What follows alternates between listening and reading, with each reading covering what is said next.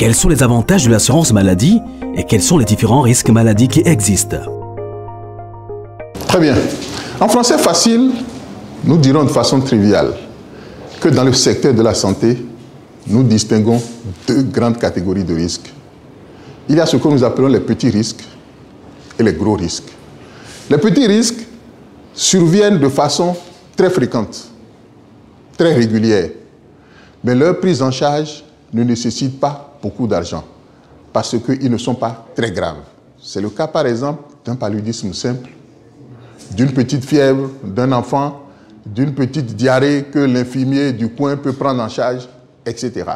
Ce sont des choses auxquelles on est habitué et quand on va au centre de santé pour ces petits risques-là, on n'a pas besoin de dépenser beaucoup d'argent pour recouvrer sa santé. C'est ce que nous appelons les petits risques. Les gros risques, eux, surviennent plus rarement. Mais ils sont plus lourds. Leur prise en charge est plus difficile et plus coûteuse.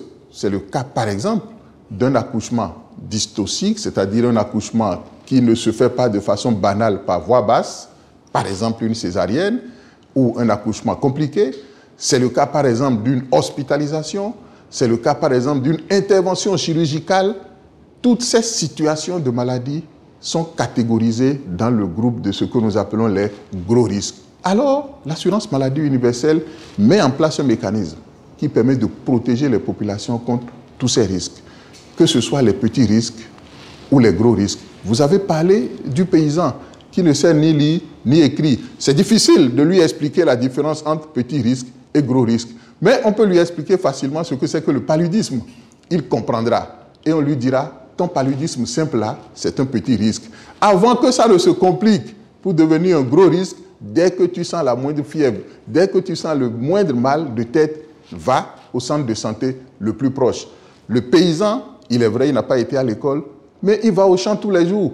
Il peut être mordu par le serpent. Une morsure du serpent fait partie également d'un risque auquel le paysan est exposé. Et quand le mécanisme d'assurance maladie fonctionne convenablement, il permet de couvrir le paysan contre ces différents risques-là. Voilà quelques exemples que je voudrais donner pour illustrer ce que nous appelons par risque et la différence que nous faisons entre petits risques et gros risques.